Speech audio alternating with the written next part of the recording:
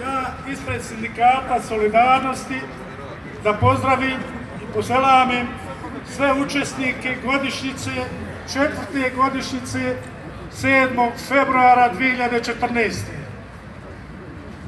Pozdravljam goste iz Sarajeva, iz Gračanice, iz Srebrenika, a posebno pozdravljam našu radničku Tuzlu koja se, vidite, super odazvala danas ovim protestima. Ovo je, čini mi se da je samo ovo nezadovoljni. Pa ne mogu da vjerujem da sa 300 i 400 maraka primanja da smo zadovoljni. Potrošačka korpa 1850 maraka. Aferim kako žive ovi građani. Aferim. Kažu vlasti da ovo ne treba obilježavati. Da je ovo sramota. Jer nije tačno. Ovo je sramota, ali ovo je sramota naše vlasti. I ponos građana Tuzle, građana Kantona, građana Bihaća, građana Zenice, građana Sarajeva, koji su tog dana prvi put digli glas protiv vlasti. Kaže i po zakonu i po Ustavu trebate se oduprijeti bahatom i nepoštenom vlasti. Mi danas smo napravili ove proteste u znak sjećanja na 14. Nadamo se da će građani u narednom vremenu vidjeti da je ovo mjesto koje će biti obilježeno i narednih 20 godina, jer nas čeka burna istorija. Ako, doduše, svi građani ne izađu iz ove države, a oni rade na tome da izlaze, valjda će se neke nove snage naći da ustavi ovo sve. I da ja ne bi držao govor, prepustit ću predsjedniku sindikata Solidarnosti Kantona Kopić Sakivu da vam se obrati.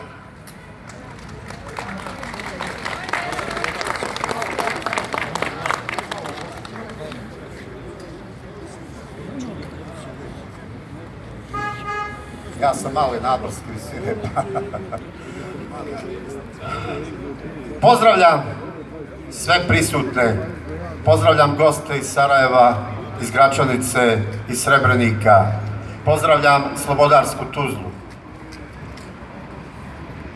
Prije tačno 4 godine, i to po prvi puta u novijoj istoriji naše zemlje, građani, radnici, seljaci i napredna inteligencija, jednom riječju narod se pobunio i ustao i digao svoj glas protiv loše, nesposobne i korumpirane i u kriminalu ogrezle vlasti. Vlasti su na sve moguće načine željeli spriječiti obilježavanje ove 4. godišnjice, pa su od nas kao organizatora zahtijevali da obezbedimo vatrogasno vozilo hitne pomoći sa kompletnim osobljem, da uplatimo 30 maraka za prijavu javnog okupljanja itd., što do sada nikada nije bio slučaj. Mada smo bili organizatori na desetine sličnih protesta. Svjesni smo mi dobro u čijoj režiji i u čijoj kuhinji je sve ovo osmišljeno i dirigovano, te iz kojih centara moći sve ovo dolazi. No sreća da u MUP-u TK ima trezvenih, odgovornih, čestitih i poštenih kadrova. Danas, 4 godine poslije, stanje u državi je iz dana u dan sve gore i gore. Mada nam vlasti putem politički dirigiranih, naručenih statističkih podataka žele pokazati kako živimo maltene u zemlji blagostanja. Samo mi to zbog problema sa čulom vida ne možemo vidjeti. A prava istina je jako opora i gorka. I zvanično smo proglašeni najsiromašnijom zemljom u Evropi. Po korupciji smo u samom vrhu. U toku je masovni egzodus građana ove zemlje. Svi žele iz ovog apsurdistana otići što prije glavom bez obzira. Odlaze nam kompletne porodice, odlaze nam najbolji, najstručniji, najobrazovaniji, mahom mlađi kadrovi. Pa bi, ukoliko se ovakav trend nastavi, naša zemlja vrlo brzo mogla ostati bez kvalifikovane radne snage te postati zemljom staraca. Razlog egzodusa je opšta bezperspektivnost, bijeda i beznađe. Možete sa čistim desetkama završiti 10 fakulteta, posao ne možete dobiti, jer onima koji vode ovu zemlju nisu potrebni pametni, umni, nadarani, stručni i obrazovani kadrovi, jer bi na taj način oni ugrozili sami sebe i svoju vlastitu poziciju. Upravo iz tog razloga na najznačajnije funkcije i pozicije oni ih postavljaju poslušne, podobne, a nestručne i nesposobne sa kupljenim diplomama, titulama i zvanjima sa kojima vrlo lako mogu daljinski upravljati. Reče nam na jednoj debati naš vrli ministar unutrašnjih poslova TK, zvani Maljutka, kako mi u stvari slavimo godišnjicu sramote, aludirajući vjerovatno na ovu zapaljenu zgradu vlade.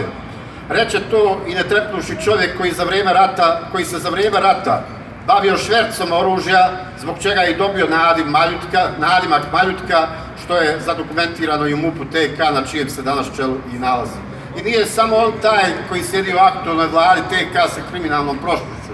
Sjedi tu i čovjek koji se za vrijeme rata bavio krađom i švercom trafo ulja.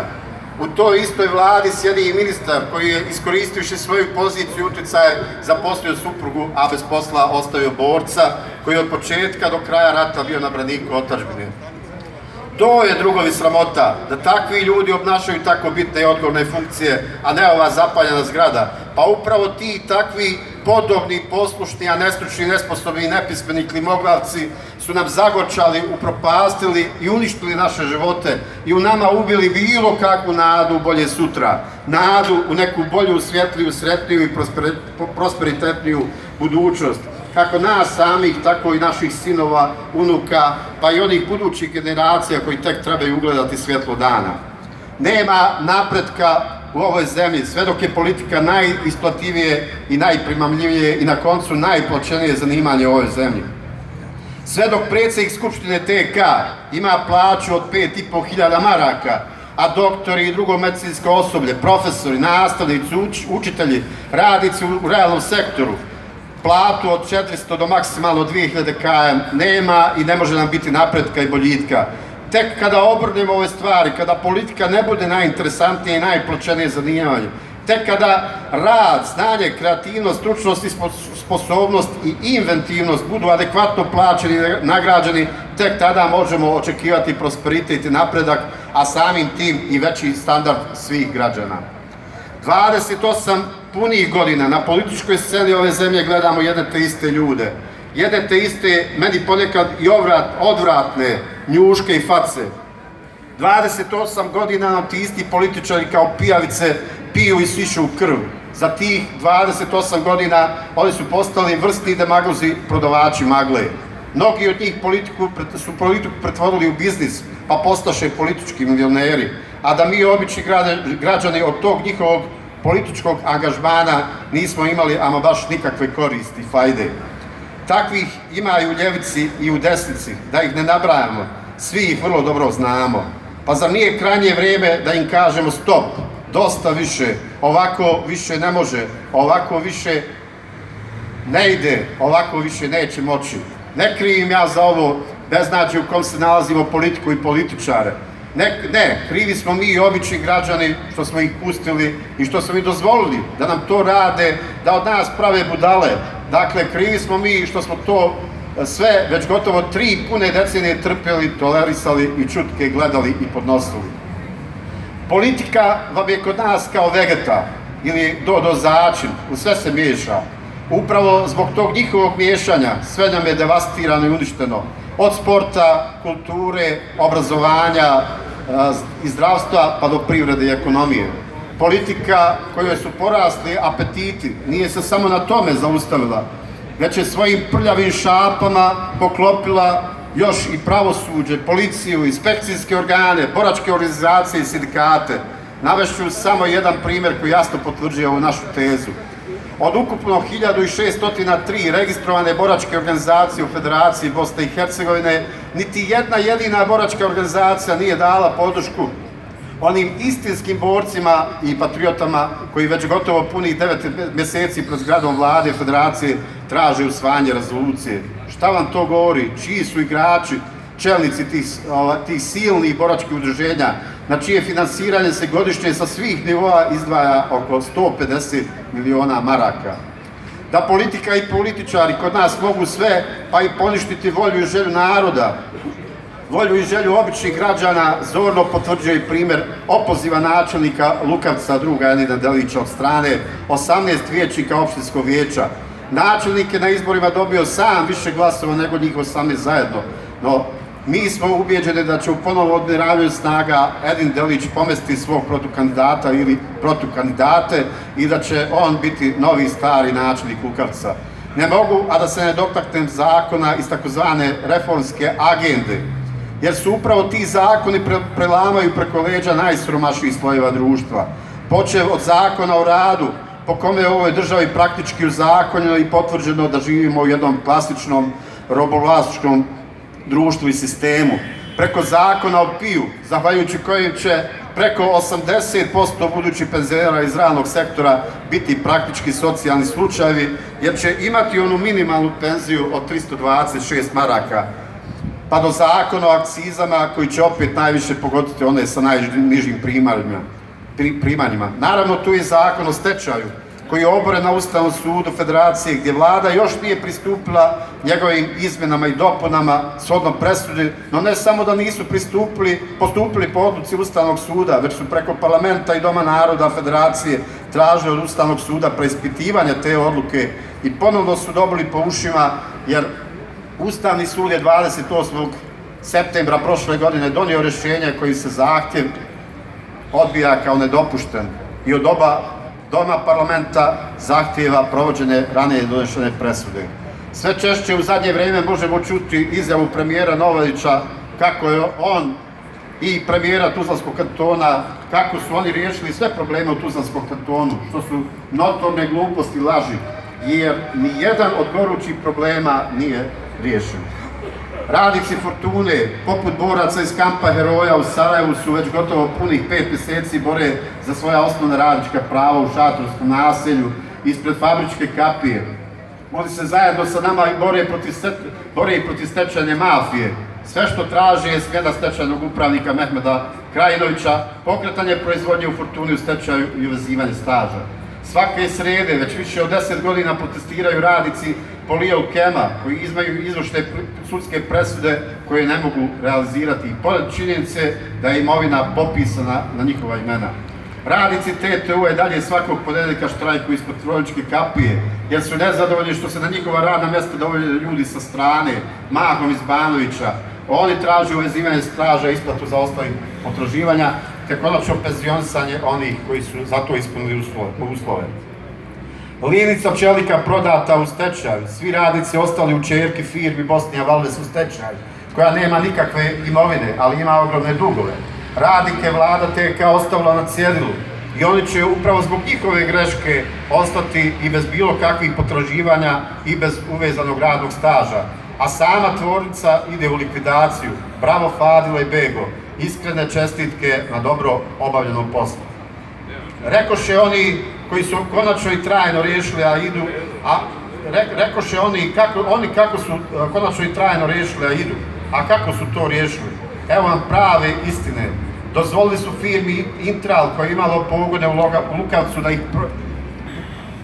Lukavcu pa ih prodala, a svih 300 radnika poslala na biro da renoviraju pogona, a ide da bi zatim svi ti Intralovi, a ne Aidini radnici, bili vraćeni na posao uz naravno dobijen podsticaj za zapošljavanje sa biroa. Naravno, tu je i Konjuh i Živinica u stečaju koji također nije rješen.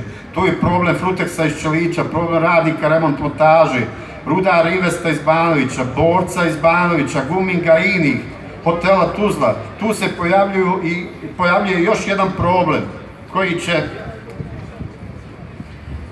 vrlo brzo eskalirati. Radi se o feringu iz Gračanice koji se pogotovo istom Safet Pjanić Fortuna scenariju pljačka i uništava dok novo osnovane čerke firme napreduju. Nadležna tužilaštva, sudovi, MUP, TK, sve to nijemo posmatraju, pa izgleda treba silom tjerati da se počnu miješati u svoj posao za koji su debelo plaćeni. E pa sad vi sami ocijenite našeg uvaženog Fadila Opančića i Begu Gutića. Da li su i kako riješili Tuzlanski kanton, što oni u svojim izjavama stalno potenciraju. Na kraju vam mogu samo reći jedno. Pobjedili na opštim izborima ove 2018. ovi što nam već punih 28 godina piju krv. Nama na raspolaganju ostaju 3 opcije. Pobjeći iz ovog apsurdistana, povidovati se njihovim pravilima igre i uklopiti se u njihov sistem rada i djelovanja, što mi iz moralnih principa nikada ne bismo prihvatili, ili sa konkretnim ciljevima, sa svim progresivnim snagama u ovoj zemlji, uključujući tu i akademske građane, krenuti u jednu novu revoluciju, u jedan novi februar, naravno ne misleći pritom da to neminovno mora značiti i nova rušenja, paljenja i uništavanja imovine. Jer nas potezi vladajućih jednostavno tjeraju i primoravaju na takve radikalne mjere. Hvala vam.